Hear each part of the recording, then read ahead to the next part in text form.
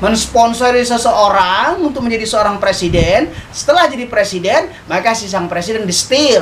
La ilaha illallah, la ilaha illallah, la ilaha illallah, Muhammadur Rasulullah. Ya Allah, ya salam, lindungi Republik Indonesia dari bencana alam, dari perang saudara.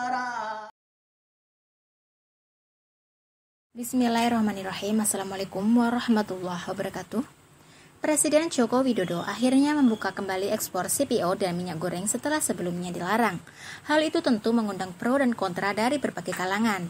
Seperti pedagang pasar Indonesia menilai bahwa dibukanya ekspor minyak goreng merupakan bukti ketidaksiapan Menteri Teknis melakukan regulasi dan capaian regulasi yang diharapkan oleh Presiden. Sebelumnya Jokowi menyebut pasokan minyak goreng curah terpantau terus bertambah.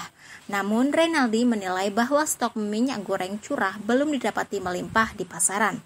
IKAPI sependapat bahwa ekspor memang seharusnya dibuka agar pendapatan negara juga tetap berjalan. Namun kebutuhan dalam negeri harus terpenuhi menjadi fokus utamanya.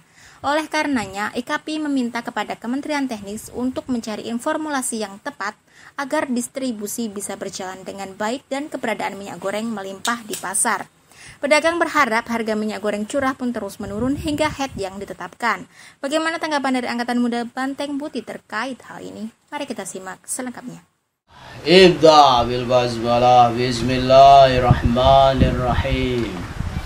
Asyhadu an la ilaha illallah wa asyhadu anna Muhammadar Rasulullah.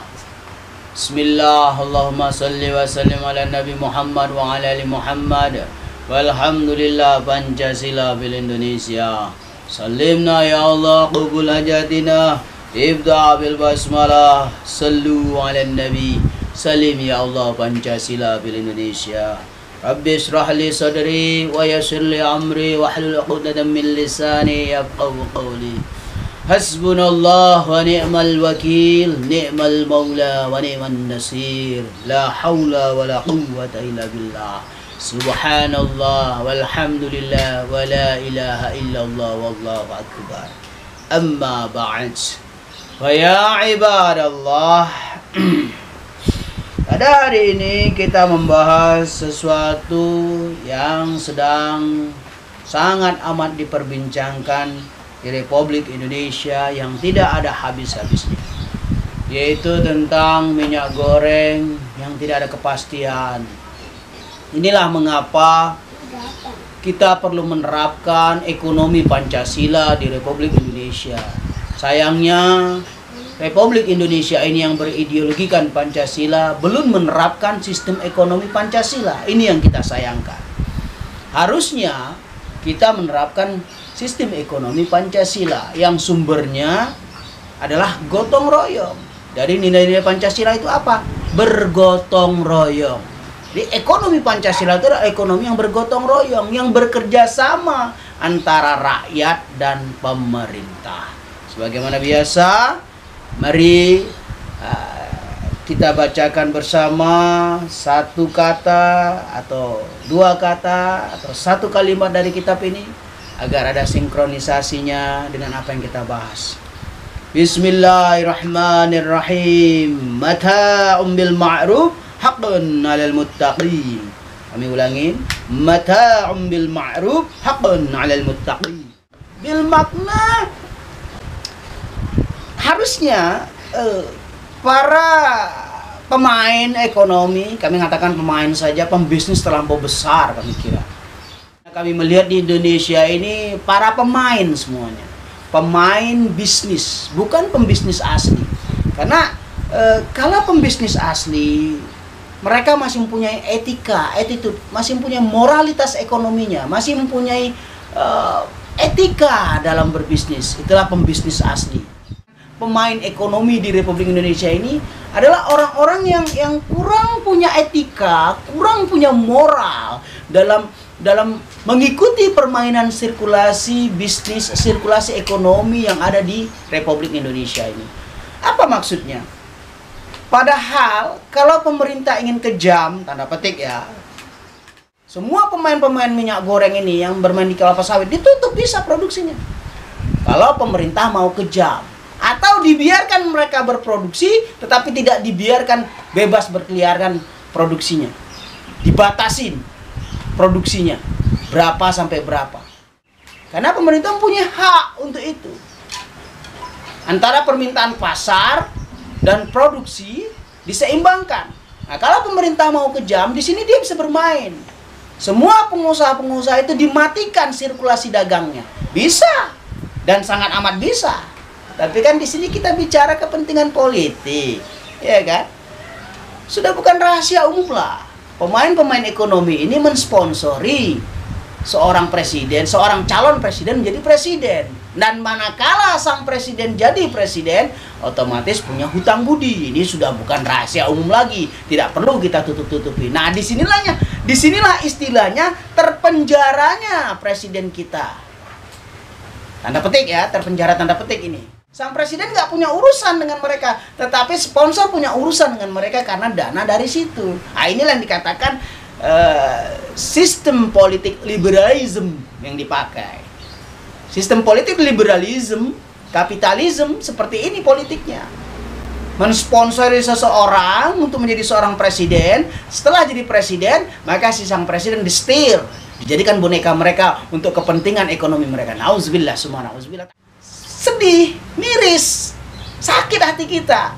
Kita negara kesatuan Republik Indonesia yang berideologikan Pancasila.